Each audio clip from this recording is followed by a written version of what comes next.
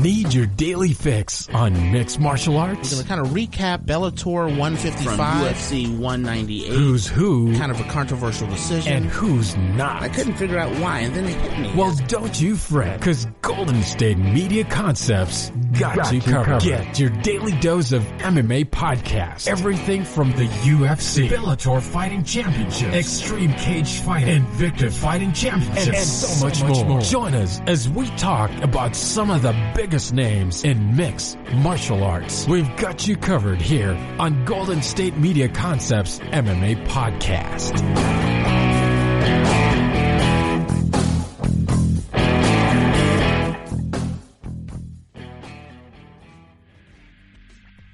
Thank you for tuning into the GSMC MMA Podcast, brought to you by the GSMC Podcast Network. I'm your host, Arnel Del Leon, and hopefully you are doing well for yourself. You, your friends, your family, whether you live in the States or internationally, I hope you are doing fine for yourself during a time of major uncertainty. So I was unavailable last week due to personal events happening in the past week, actually in the past 3 weeks, quite frankly. Things have been getting really tough. In the year 2020, things have been getting incredibly tough. August especially was tough, though. One good note, though, was that in the month of August, sports is pretty much being normalized at this point. Sports is being normalized, so I watch a whole lot of basketball. I've been keeping up on the basketball scene right now. Playoffs are going on. We are currently, right now, at the Final 8 of the NBA playoffs right now. Everything is very close. We got some surprises. We got some Cinderella stories happening here. And it's because of the NBA, a lot of stuff happening in NBA, and a lot of stuff happening in my personal life. And just, being overwhelmed with constant news being brought up as it pertains to COVID, the BLM issues right now. It kind of got to me. It really did get to me, so that's why I was unavailable for last week. But for this week, though, I've been recovering, and you know what? I watched UFC Fight Night, Overeem Vs Sakai. Really fun, action-filled card. Which is weird because I didn't watch the fight. I didn't watch the show live. I saw it right after because I was doing something later that night, so I wasn't able to watch it. So the following morning, I ended up watching the entire show, and it was a card with only 7 fights. And I thought to myself, wow, only a 7-card fight only? Wow, really? But then I look at the timer, because in the bottom end you can go see how long the actual show is. And it's so puzzling to me that the entire show was 3.5 hours. No, not 3.5. 3 hours and 50 minutes. So UFC Fight Night, which took place at the UFC Apex facility building, which had the main event being Alistair Overeem versus Gustafson Sakai. It was 3 hours and 50 minutes for 7 fights. And here's the funny part. So, out of the 7 fights, only 2 of them were by decision. The main event lasted all the way to the 5th round. So when we look at the grand scheme of things here, it was well over 60%. Well, no. So, okay, I'll do the math here right now. Yeah, I'm right now trying to do the math here, because I'm trying to estimate how much actual time was dedicated towards the fights. And what I meant, like, how much actual runtime were the fights compared to the actual show. So the actual show was 3 hours and 50 minutes. Alright then. So, let's see. The bantamweight fights lasted 15 minutes. So let's go for 15. We got another 15 minutes here with Vivian Araujo and Mato Del Rosa. And then we had a submission victory by Brian Keller, who won his fight by submission via 39 seconds in. So let's go and add in point 39. And then we have Andre Muniz fight, which he won by submission. That fight lasted 2 minutes and 42 seconds. Then we got, we're going out to the final 3 fights already. So Michael Piero won his fights in the 3rd round. So that would be 10 minutes and 30 seconds. Yeah, he won the fights 10 minutes and 30 seconds in accumulatively. So plus 10 minutes. And then in my opinion, fight of the night, which is Oven St. Preux against Alonzo Menefield. I'm gonna put it out there, Menefield, he does not look like a light heavyweight, man. That dude looks like a natural heavyweight. That dude is beyond jacked, and I am really surprised of Vincent Pru's performance, actually. Really, really good showing. It has to be one of his best showings he's had in years. So that fight ended in the second round, 4 minutes and 7 seconds. So, then have to be 9 minutes then. So it'd be 9, okay, man, yeah, okay. So let's add another 9 minutes here. And then the final fight, which landed all the way up to the, up to the, round 5, it was only, so round 5, so it'll be 25, so let's put 20 minutes. Oh yeah, let's put like 24 minutes. Plus 24 minutes. So that ended up being, checking right now. Oh, it's 52, I'm sorry, man. 52 plus 33. Alright. So 52 plus 33, equals to 85 minutes. So in the span of 3 hours and 50 minutes of this UFC Fight Night show, 85 minutes was actually dedicated towards them fighting. Which puzzled the heck out of me, because when I saw that, honestly, it took me 2 times to go watch. Actually, it took me multiple times to go try to watch this UFC card, and it came to a point that I just kept skipping all the introductions. I skipped all the hype packages, and I just went straight towards the actual fight in itself. I went to the fight in itself.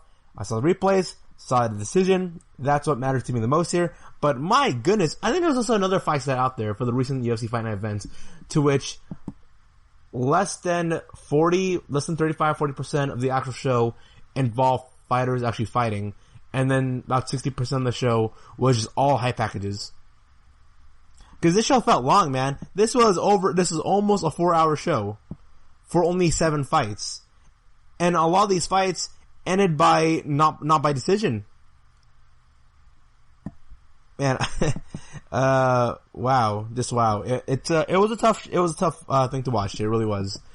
So the next UFC Fight Night, which is coming up next Saturday, which is September 12th, will be this upcoming Saturday from the time of this recording. And so far, for this card, so it was announced very recently, like about yesterday or 2 days ago, that Michelle Waterson versus Angela Hill, their fight is going to be the main event. So their fight was initially going to be like a UFC Fight Night, UFC Fight Night, middle card or opener show. But no, it got moved into, the main event, and I believe it deserves it. 2 really stellar fighters that are definitely going to bring their A game after both of them came off losses. We got Billy Quarantino versus Kyle Nelson. Oh, that's going to be a really fun one. So the co-main event and the main event are going to be 2 real show stealers here, in my opinion. And then right afterwards, in 2 weeks' time, we've got Mackenzie Dern against Brandon Marcos put down the line. I know those 2 aren't really necessarily the most popular fighters out there, but those 2 fighters are going to definitely show something. Sarsil Gain against Shamil Arakamov. Sorry if I can't say his name correctly. And then the main event. Depending on who you are, for the UFC Fight Night event coming up from 12 days from now, which is going to be taking place Saturday, September 19th at the UFC Apex Facility Building, will be Tyron Woodley versus Colby Covington. Finally, these 2 fighters are going to square off. Now, are these 2 fighters a year and a half late into their matchup? Yes, they definitely are. I would have been more excited for Woodley Covington if this was a year and a half ago, 2 years. But now, where they currently are right now in the UFC and they're standing right now, and their future in the welterweight division, I can't be all that excited. I really can't. I know a lot of people were really impressed by Covington's performance against Kamaru Usman. Personally, not really me. It was a battle between 2 wrestlers who should have wrestled, who ended up going for a boxing fight. And there was not a lot of tension in that fight Covington had with Kamaru Usman, because these 2, although, like, the numbers say, okay, so they're both like points fighters, and I just don't find an appeal for point fighting if you know that both fighters just don't have that knockout power. It's the same reason why a lot of people have been down with Alistair Overeem recently, because Overeem became kind of a point fighter, and that's why he's been going through a series of losses, because his opponents just don't have any fear. Like, they know they will take in some shots from Overeem, but they know that none of those shots from Overeem are definitely gonna knock him out. Now, that backfired in this UFC event here, but for Colby Covington versus Kamaru Usman, I just didn't feel it. I really just didn't. And I was fighting against Tyron Woodley, who ever since losing the belt has looked unmotivated as ever. And the basis behind Tyron Woodley fighting Colby Covington, I can guarantee you, isn't because Woodley's thinking, oh man, dude, I'm gonna go and like beat Colby Covington, I'll go make my way up, there's a money fight, there's a rivalry, I'll go and, compete for the welterweight title again. Here it is. I don't think Tyron Woodley will ever compete for the welterweight title. I just don't think so. Colby Covington, maybe. But Tyron Woodley, I don't see it. I just see Woodley going to this fight for a paycheck. Now he's gonna train, he's gonna do his best. His performance against Gilbert Burns was really good. Like, Woodley's performance against Burns was really good. Now, not good enough for him to go get the victory, but was good enough for me to say, okay, this guy actually kinda cares. Because there are many occasions where I go look at a Tyron Woodley fight, and I think to myself, does this guy even really care? Does this guy even really care to be Octagon? Is he here because he wants to be the best fighter in the UFC? Or does he just want to make some money? And I think in his last fight against Gilbert Burns, he made $200,000. Now, I always bring this up, $200,000, depending on who you are and what your perspective is, may be small money or maybe big money. Like, me following baseball, football, basketball, $200,000, that's nothing, man. In the NBA, if there was a player who got offered $60 million for playing for 4 years, and he said, you know what? No, you're fired. $60 million for 4 years, man? Dude, I am getting ripped off. I deserve more money. MMA fighters, they don't have that. I would love to live in a world where UFC fighters can get paid bare minimum $750,000. Bare minimum. That's what I would like to see. But that's not happening anytime soon. So, Woodley, he's gonna get his paycheck. Colby Covington, I think he's gonna go squeak out a pretty easy win here. Now, if Woodley actually cares, Woodley is championship material when he tries. When he doesn't try, then he's just, every other fighter. And I like Woodley. I really do. And then we have coming up on my birthday. This practically is a rundown of the fights you can go expect.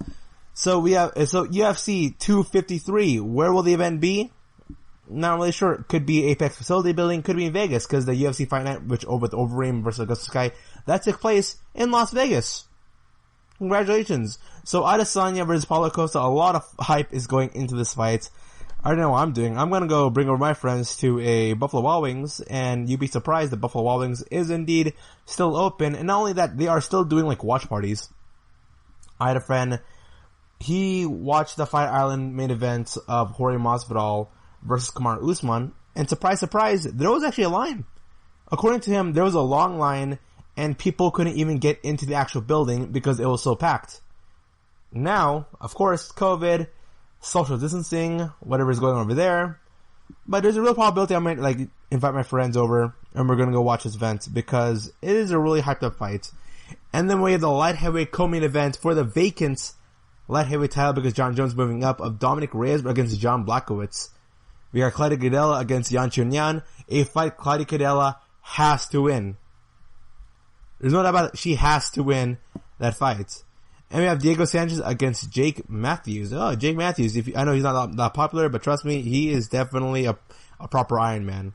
That's the best way to describe it. He is a proper Iron Man in the octagon.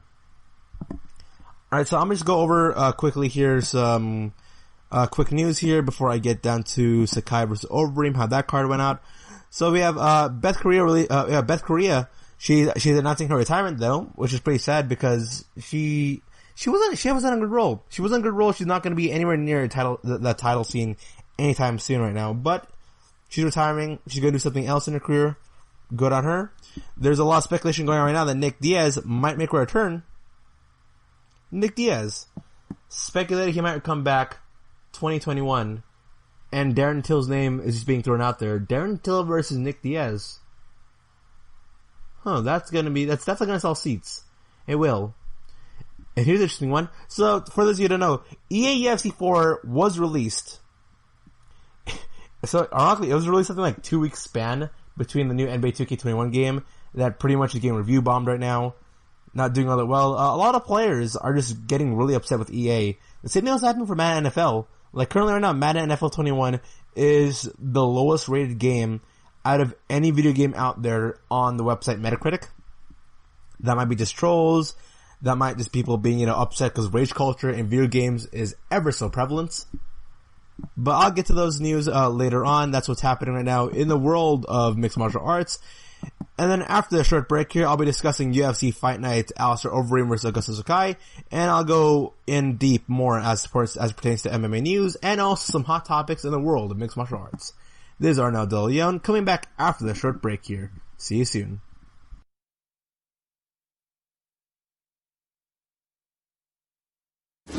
Check out the show built around the women of MMA. From the UFC to the extreme cage fighting, we got the fights covered. Listen. It's the Golden State Media Concepts Women's MMA Podcast. The latest news of upcoming fights, discussions of previous matches. Join us as we talk to and about the biggest names in women's mixed martial arts. Past, present, and future. When it's the women's fight game, you know where to listen to. The Golden State Media Concepts Women's MMA Podcast. This is your ultimate stop for everything sports. The Golden State Media Concepts Sports Podcast. Should I say more? From the NFL, MLB, the NBA to MMA, it's all in here. The Golden State Media Concepts Sports Podcast. Listen now. And we are back. You're listening to the GSMC MMA podcast. I'm your host, Arnel De Leon, and let's talk about UFC Fight Night, Alistair Overeem versus Gustafson Sakai. So, this matchup, this main event here, if you've been following Gustafson Sakai's career, this really was an eye-opening fight. Coming to this fight here, I believe Sakai was going to defeat Alistair Overeem. Just because Alistair Overeem's streak of losses wasn't really working well for Overeem. And also, I thought stylistically wise, I think Gustafson Sakai's matches perfectly well for Overeem. Stylistic wise, because I'm looking at Gustafson Sakai, I'm looking at the way how he fights. So the way how Gustafson Sakai fights is that he's a pressure fighter. He's gonna come in, he's gonna pressure his opponent with a plethora of leg kicks. And he has, I think, one of the most, longest reaches within the top 10 of the heavyweight division. So he's got this insane reach. He is really good at fighting outside the pocket, and he likes poking people with leg kicks. And I thought to myself, man, this is the perfect matchup for Gustafson Sakai. Because fighting against someone like Alistair Overeem is really good fighting inside the pocket. That's pretty much his main strategy here. And the way how Sakai fights, trying to fight outside the pocket, I just don't see a scenario to which Overeem also, for the past couple of years, has been pretty much a counter fighter.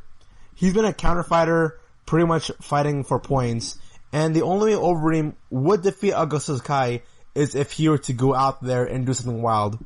And Overeem, he knocked out Sakai, man, TKO. So, Alistair Overeem was, okay, it's hard to find. So, first round, Sakai won. Right? Sakai did exactly what I believe Gustafson Sakai should do in his fight. Fought outside the pocket, utilizing his range, and throwing out a bunch of leg kicks. Alright then. So, second round. Sakai pretty much blew his wad in the first round. He just went for sheer volume of strikes for first round. Alistair Overeem was barely at the offense at all for the most part. He was pretty much fighting defensively the entire first round. Always walking backwards. Always trying to go for the opening. Trying to go for the counter punches. And he just really couldn't connect with anything here. Gustafson Sakai won the first round, obviously, just because of how active Sakai was. Second round, Sakai blew his gaskets. When he fought against, is it Blaganov? Yeah. So he fought against Blaganov. His cardio isn't all that impressive, okay?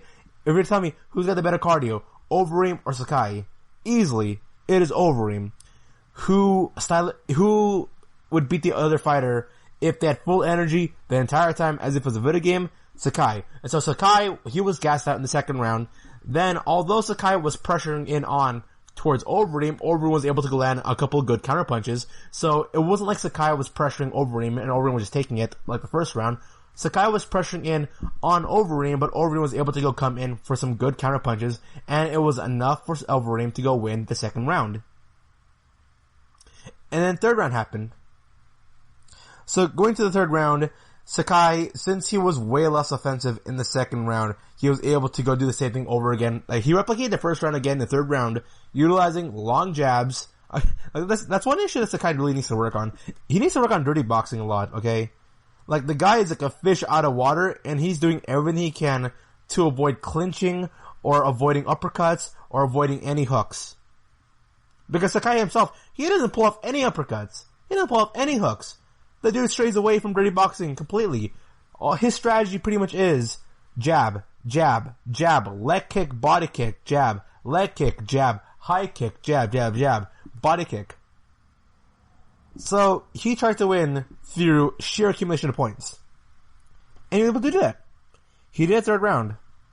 He was able to do that third round. Fourth round, a complete toss-up. I looked in the bottom left. We had some people scoring.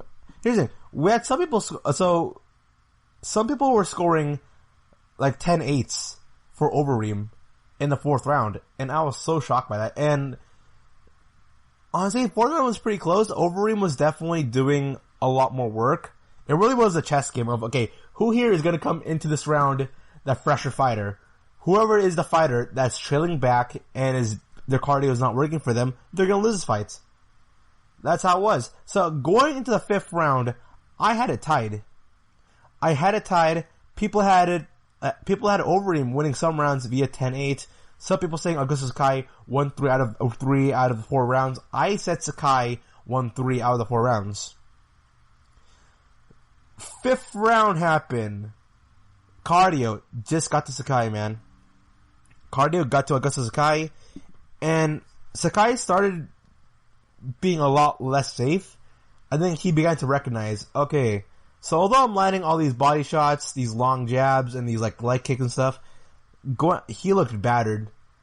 Overeem looked like the more fresher fighter going to the fifth round, and then when the round began, it pretty much was like Sakai trying to compensate for his tiredness with sheer volume of strikes, which didn't end up well because Sakai, as he was trying to pressure towards Alistair Overeem, Overeem was able to go find a counterpunch, bring him back down to the ground, do some ground and pound, and Sakai, the dude pretty much has a non-existent ground game, which led to Overeem doing some ground and pound and winning the fight via TKO. Alistair Overeem defeated Augusto Sakai in the fifth round, 26 seconds in, via KO/TKO.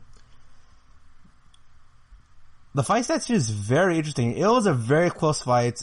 It definitely was, at least in my mind, a tight fight going to the fifth round. And so Overeem landed 106 out of 131 total strikes. He was very safe. He was very proficient in the first and fourth round. The first, third, fourth round. Very efficient. Now you contrast that with Sakai's volume. So while Alistair Overeem landed 81% of the strikes, Sakai only landed 61%, which meant Overeem landed 20% more strikes than Sakai. No. His percentage was 20% better, not more. So while Overeem attempted 131, Sakai attempted 196. He attempted 65 more strikes than Overeem, which backfired on him when he got to the fifth round because the dude pretty much blew a gasket and just couldn't push forward anymore. He landed 14 more total strikes. Landed more strikes. Attempted 65 more. Missed a lot more.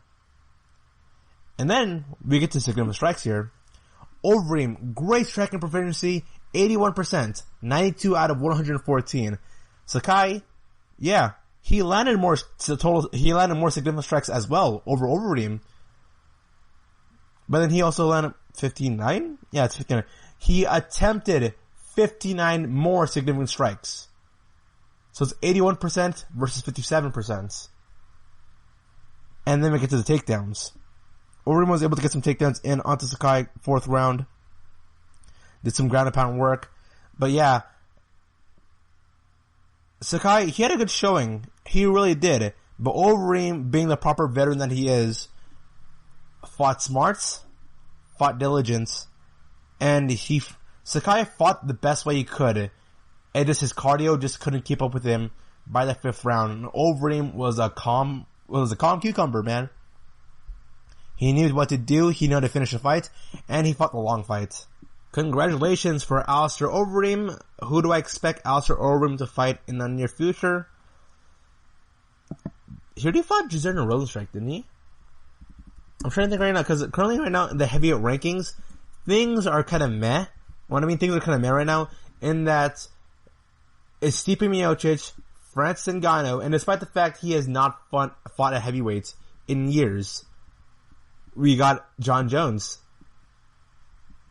Jon Jones' name is always being thrown out there, and it makes all the perfect sense in the world for there to be Miocic or Ngannou versus Jon Jones. Jon Jones is the GOAT of that heavyweight division. Dana White himself will say that Jon Jones is the GOAT of mixed martial arts. And in many circles, one could argue that Jon Jones is the greatest MMA fighter of all time. Of all time. And that alone is going to help him make his case for fighting for the title. And seriously think, Jon Jones is going through a lot of issues as it pertains to negotiations when it comes to money, title contention.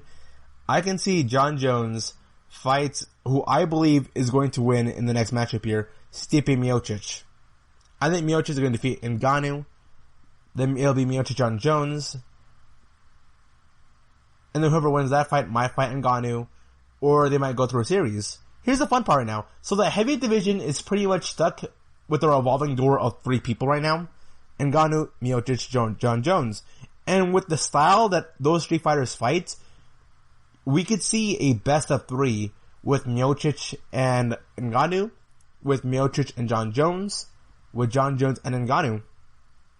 We could see a best of 3 series, and the heavyweight division in the title scene being pretty much stuck for the next 2 years. That's that could potentially happen. It really can. Because right below Ngannou, because other than those 3 fighters, when you look at the rest of the UFC heavy rankings here, we got Curtis Blades against Derek Lewis. I love Derek Lewis. It is a dream fight if I see Derek Lewis against Jon Jones. I would have no clue who would actually win that fight. I know, right? Derek Lewis, who many considered to be the most unskilled fighter in all of mixed martial arts. Dude. Curtis Blades is going to fight Derek Lewis coming up on November 28th of 2020. That's going to be a really fun stellar fight, man. I'm excited for that. I want Derek Lewis to win. He is a proper fan favorite. We got Jillian Rosenstrike. I don't know what's going to happen with him next, because other than Ngannou, Miocic, and Jon Jones, I could see a case for the next 2 years of Lewis, Blades, Jillian Rosenstrike, and Overeem pretty much trading wins and losses. It makes sense for Overeem to fight against Jillian Rosenstrike again. I don't think we're going to see Rosenstrike against Curtis Blades in the near future. I just don't see it.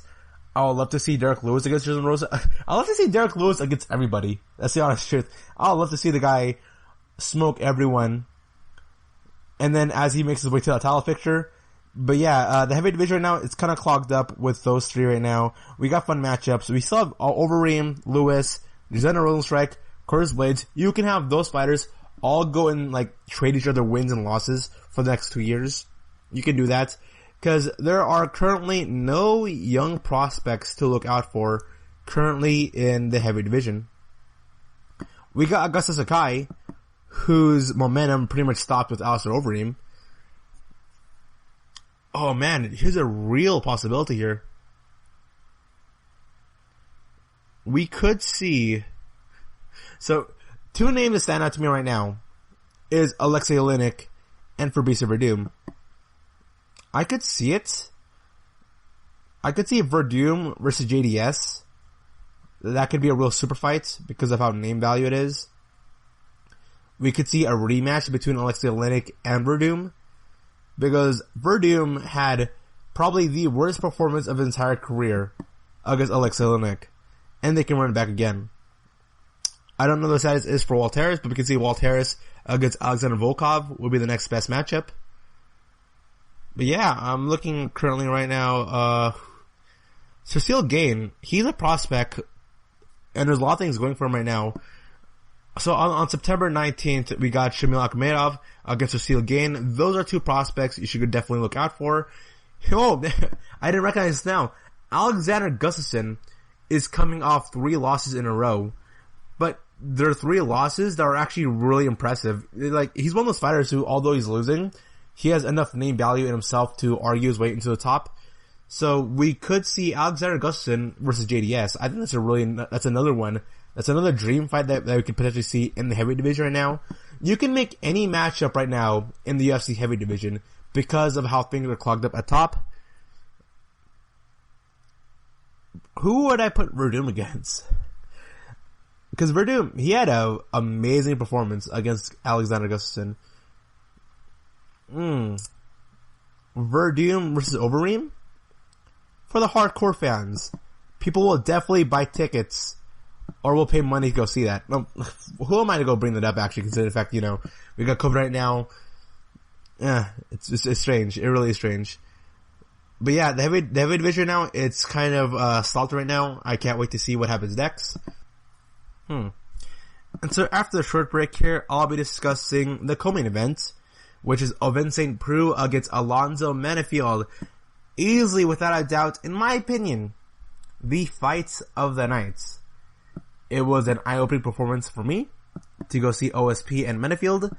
I'm excited to see where these two fighters go on to the future, and I can't wait to talk about it. You're listening to the GSMC MMA podcast, coming back right after the short break here. See you soon.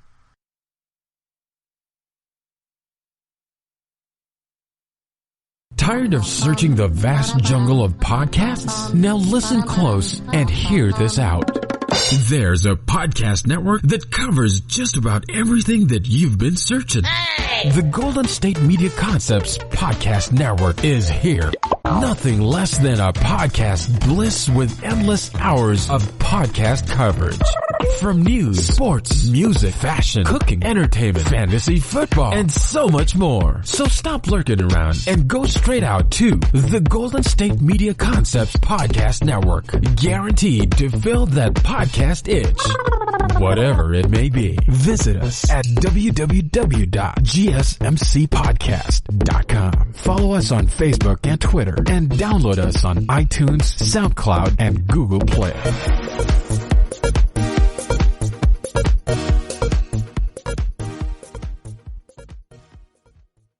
This is your ultimate stop for everything sports. The Golden State Media Concepts Sports Podcast. Should I say more? From the NFL, MLB, the NBA to MMA, it's all in here. The Golden State Media Concepts Sports Podcast. Listen now.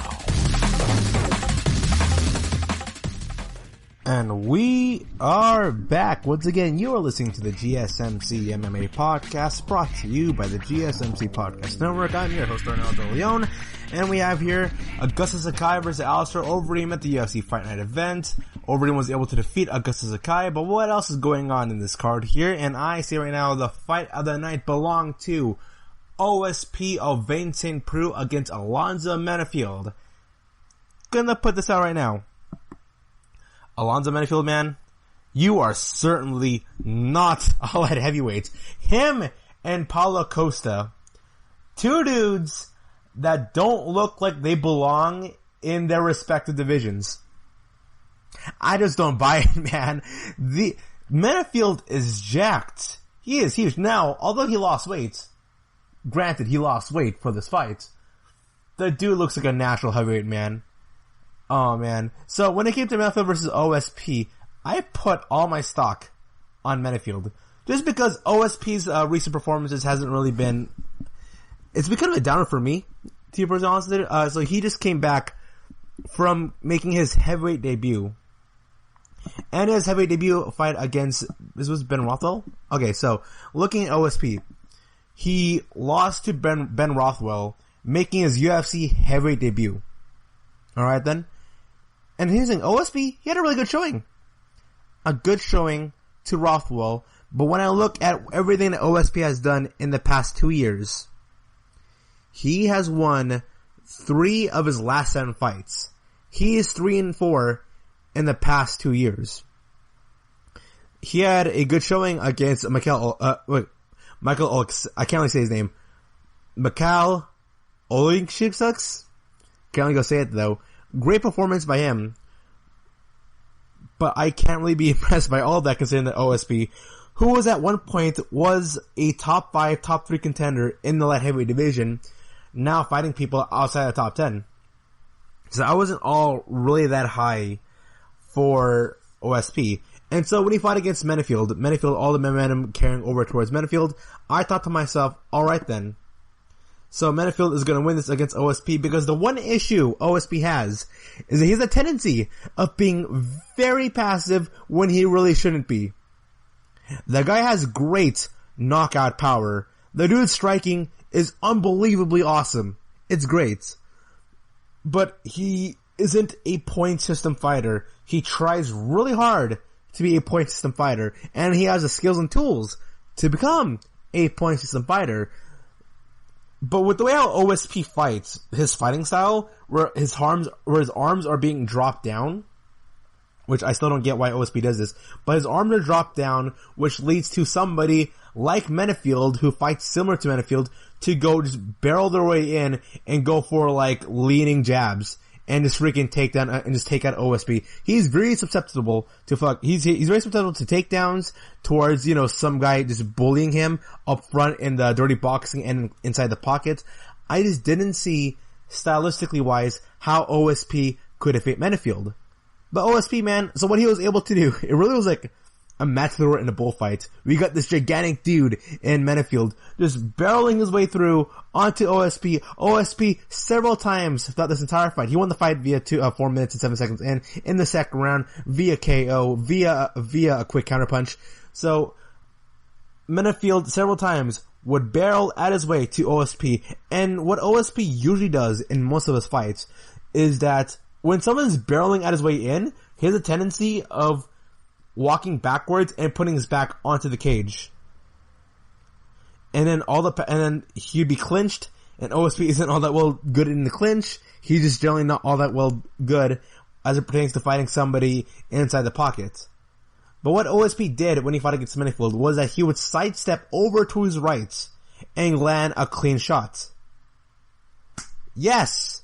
OSP got the counter hit onto Menifield. First round, Alonzo Menifield was barreling his way through, trying to do whatever he can onto Ovince Prue, make him uncomfortable. What Ovince Prue did was like he just landed a sheer volume and a plethora of strikes, keeping Alonzo Menifield at most in the mid-range of the pockets. Going some body kicks, head kicks, going in for these long jabs, he made Alonzo Menifield afraid of diving in. And then when it got to the second round, Menifield decided, I'm gonna go dive in, I'll go take the risk. Which, in most cases, works against somebody like OSP. But OSP sidestepped, got him with the uppercuts, leaned over, did some ground and pound, and defeated Alonzo Menifield via KO/TKO in the second round, 4 minutes and 7 seconds in.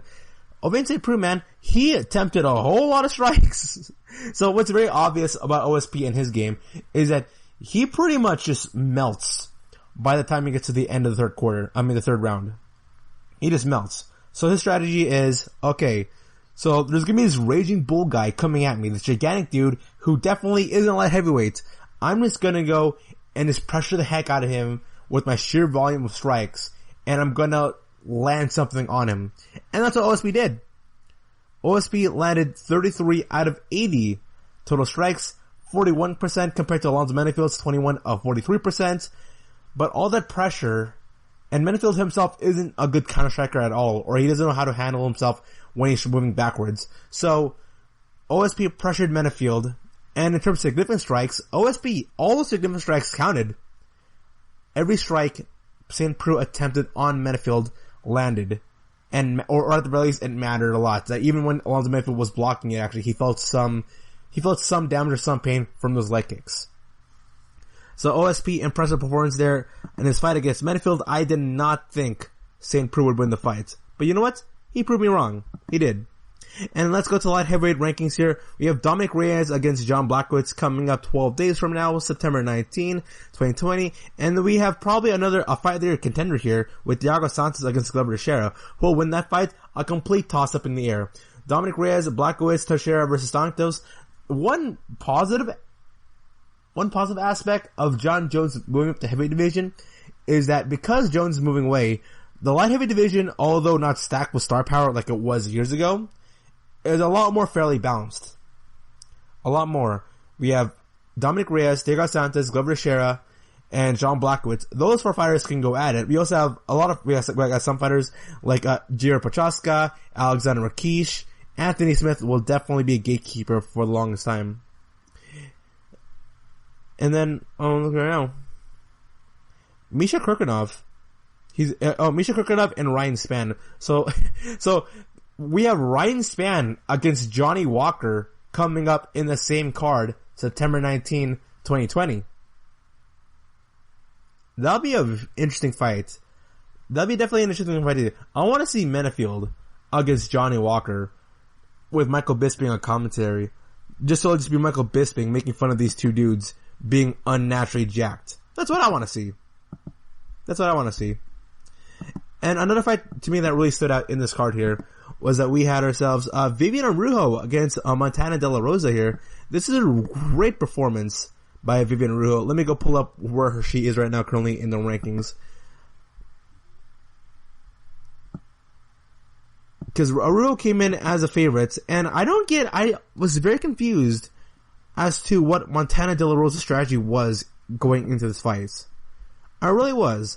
Because if you just go by the physicals, and you just look at all the advantages Montana De La Rosa has over Vivian Araujo, I just didn't get why De La Rosa, the way how her stance, what you see a lot of fighters do, the long lengthy fighters, is that they kind of push back a wee bit and they lean forward they're either the left leg or the right leg with both arms coming out, and not necessarily blocking their head, but being extended out and trying to cover as much space as they can. That's what typically long, lengthy fighters have a tendency of doing. Montana De La Rosa is significantly a lot more larger in size and stature over Vivian Araujo. But with the way how De La Rosa's stance was, it was way too tight.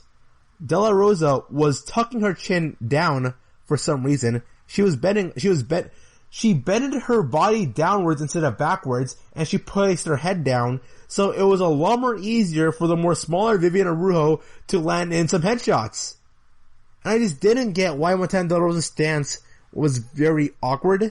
She was leaning in a lot, and I don't get why she was leaning in. I guess the only reason why she would lean in is to bait out Vivian Araujo, but Montana De La Rosa's counter punches weren't all that strong enough, or weren't that much of a threat for Vivian Araujo to go take seriously, which led to Vivian Araujo pretty much just mud-stomping De La Rosa here. Araujo defeated De La Rosa after 3 rounds of action, 5 minutes in, via unanimous decision. A very dominant performance by Vivian Araujo. Montana De La Rosa, she has to go I don't know what's up with her. I think she came to the fight with the wrong strategy, with the wrong stance, and it was just not good for her. It really wasn't. Look, congratulations for Vivian. Good job. And so now, let me talk about some women's mixed martial arts here. Going to the fight division, I am so happy that the women's fight division, that something's actually happening. Because the women's fight division, at least in my mind, is the weakest division among the 3. I don't really count the women's feather division because it's pretty much non-existent.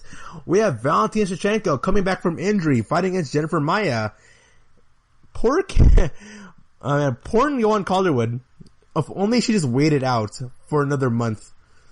So it was going to be Joanne Calderwood against Valentina Shevchenko. Then that fight got scrapped because Shevchenko was busy recovering from injury. And then it became Maia versus Joanne Calderwood. And Maia defeated Joanne Calderwood, replacing Joanne Calderwood, and is now going to be fighting against Valentina Shevchenko. Their fight's coming up on November 21st. And we have probably the most interesting fight, at least in my opinion, coming up. We have Caitlyn Chicagan against Jessica Andrade. Yes, Jessica Andrade will be making her women's flyweight debut against I don't know what's up Caitlyn here. Why is happening for specifically Caitlyn.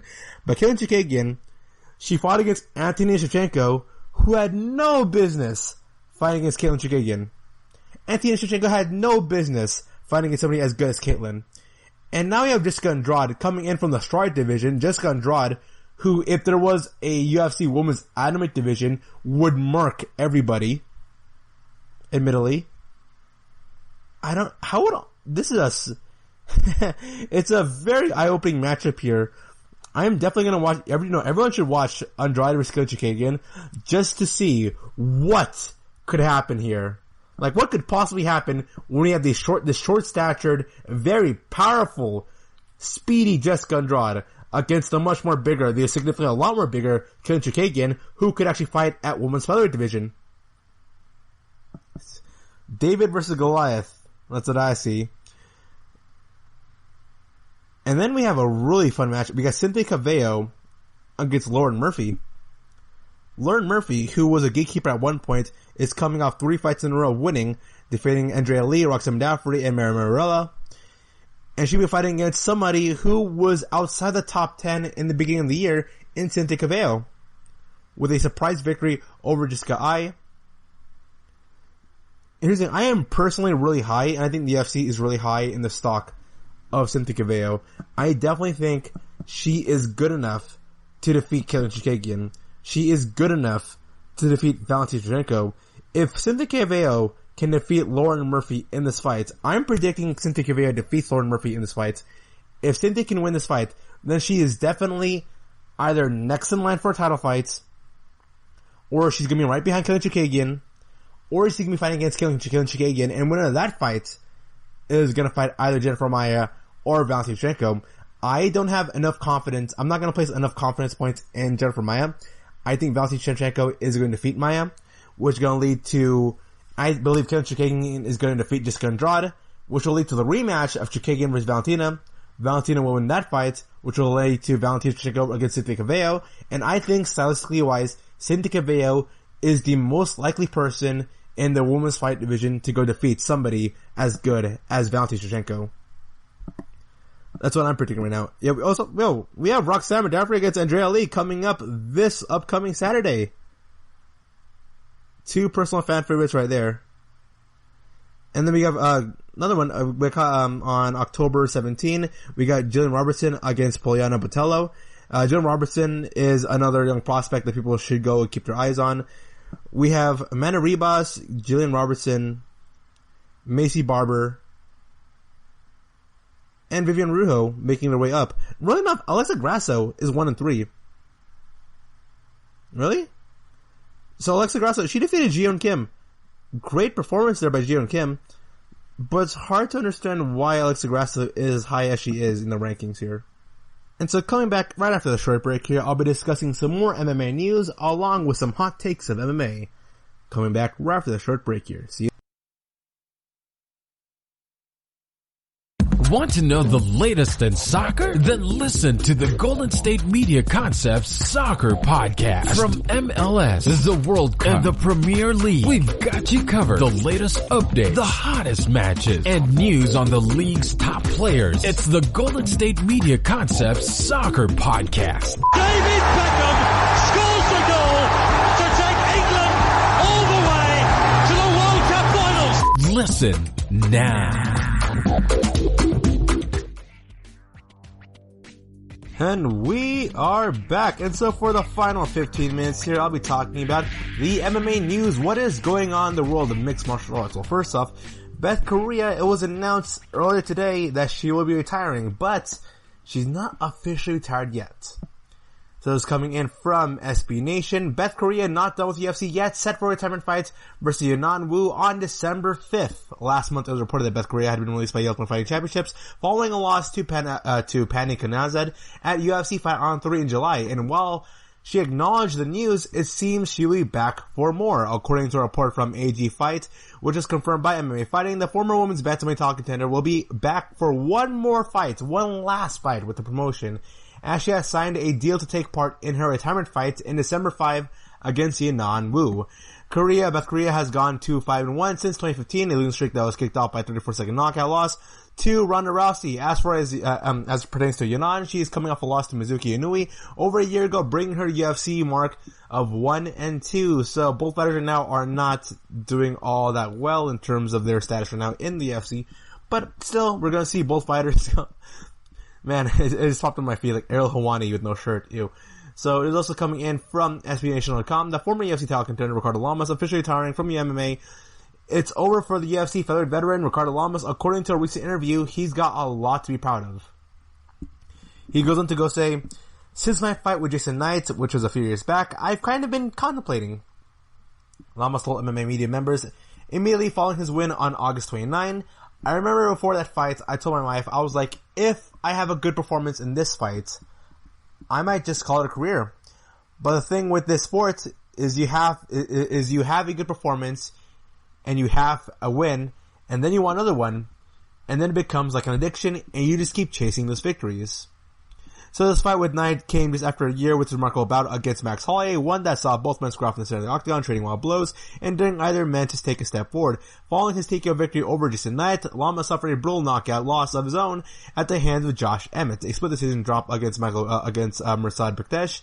Just a few months later, became the first and only set of back-to-back losses in Ricardo Llamas' career. The 30-year-old will walk away from MMA with an overall record of 20-8, having gone 15-8 in his last 11 fights, under Zuffer properties with both the VC and UFC.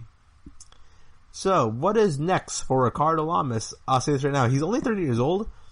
I can see him, just do it for the contract. Go to Bellator and make a whole lot of money. You can do that. I don't think Ricardo Llamas can compete at the highest level, but he can go make as much money as he can. So it was announced earlier today that so it's not just UFC 4, but a lot of people are being really upset as it pertains to just fighting, that's pertains to sporting video games in general. Currently Madden 2021 is considered the worst game of all time, if you were to go by the metrics of Metacritic. But it's coming in from BuddyElbow.com. After much outrage, EA pulls in-game ads from EA UFC 4. But just as a reminder, Season 2 of The Boys... So, I forgot, The Boys is coming out. Yeah. The Boys Season 2. I need to get watching that. I really do. It's been a full-on bashing season for avid video game players in recent days. Just check out the reviews for Madden NFL 21 and NBA 2K21. I, myself, who's bought every single NBA 2K game since NBA 2K8, the day of or like 3 days of. Yeah, I'm actually not motivated to play NBA 2K21. It's going to be a re-release, so here's something people have to know. So for the Madden game and for NBA 2K21 and also for UFC 4, they're probably going to be re-released for the PS5. That's just the very high probable thing right now.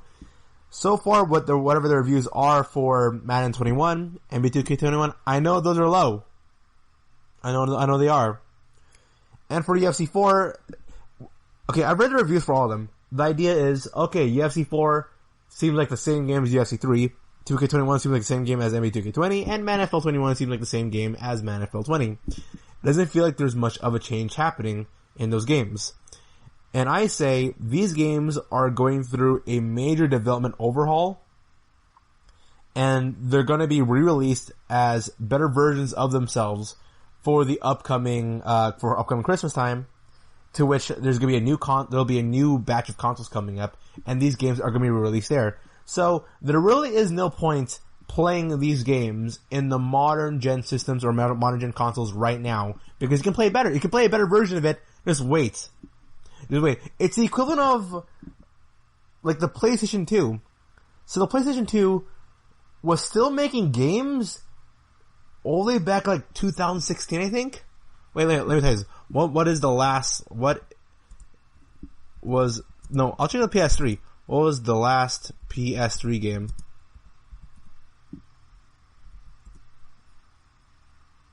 Right. As of March 20, the best-selling UFC game, how many games is the PS3 discontinued? Sony has announced the PS3 is officially ending production after 11 years. I'm looking at this right now. So, 3 years ago, okay.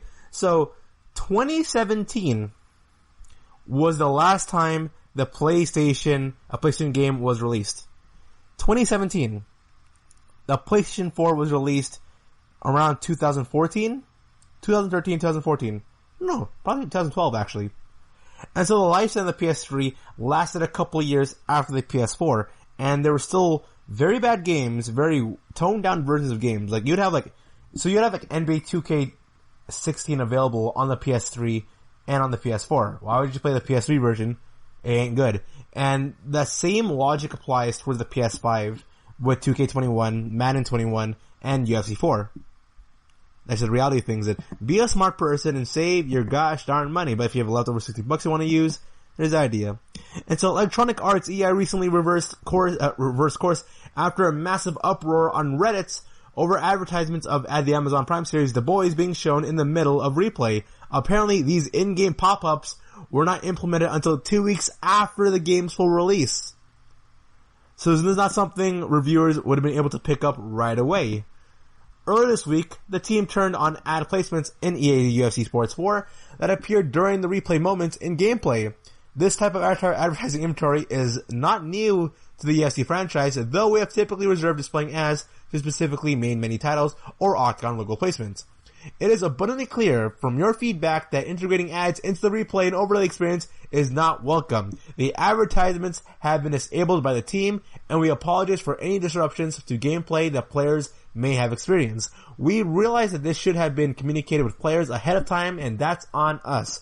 We want to make sure our players have the best possible experience playing EA Sports UFC 4, so ad integration in the replay and overlay experience will not be reappearing in the future.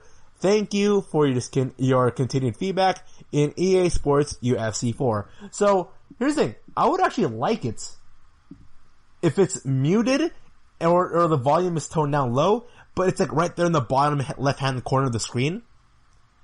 That would be perfectly fine. Or like a 5-second pop-up here.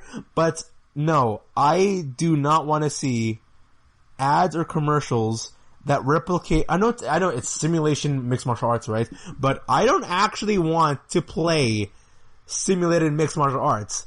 I talked about this earlier in the podcast, and the fact that although the total runtime of actual action and fighting that happened in the UFC Fight Night with Gustafson Sakai and Nasser Overeem, it was just a little bit slightly over an hour. Just slightly. But the actual show in itself was 3 hours and 50 minutes. So what the heck was the 2.5 hours going towards? Advertising, commercial, and then like the fighters walking out. Here's the thing. Although we like the presentation of things, this is as a person who's played every single UFC game with the exception of UFC 4 because I want to save up that money when I play for the PS5. I've played every single MMA game, the Strikeforce game, the UFC game where Tier 2 was the only viable option back in 2001 or 2002. Yeah, like I've played them all, okay? We like the simulation aspect of things, but the truth is, we skip a lot. We don't always listen to Bruce Buffer say, fighting out of yellow corner, this guy's a mixed martial arts fighter and blah blah blah blah, he's coming in at 6 foot and 205 pounds. Like, we watch it at first, but for the most part, we skip it.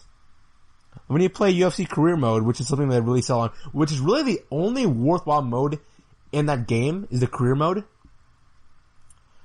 Once we hear our fighter walk out, and we hear the commentator saying the same things over and over again, we are perfectly fine skipping Bruce Buffer saying, fighting from this corner!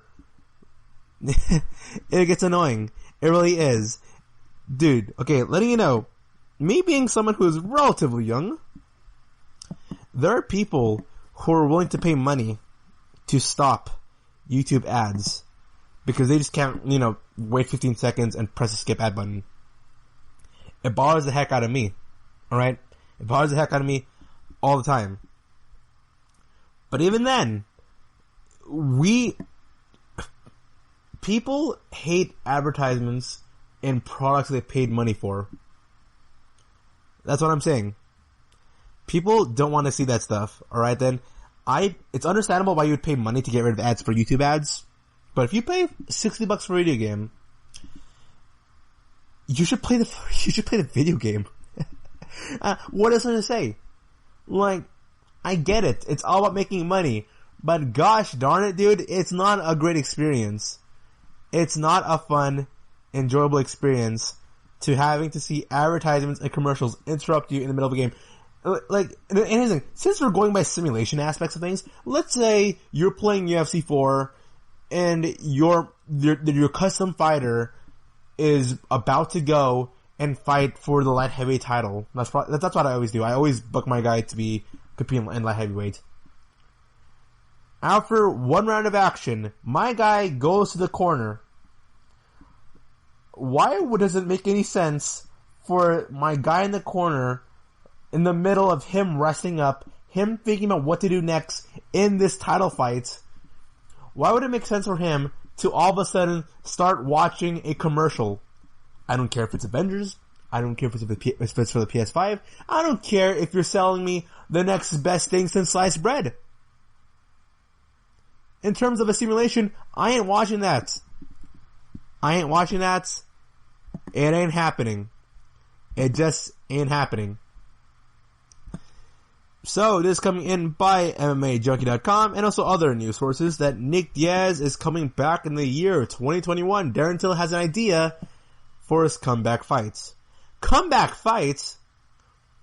Alright then. So, it's coming up on 6 years since Nick Diaz last stepped into the cage and nearly 9 years since he last won a fight. Can you believe that this guy is still a big name fighter despite not winning in the past 9 years?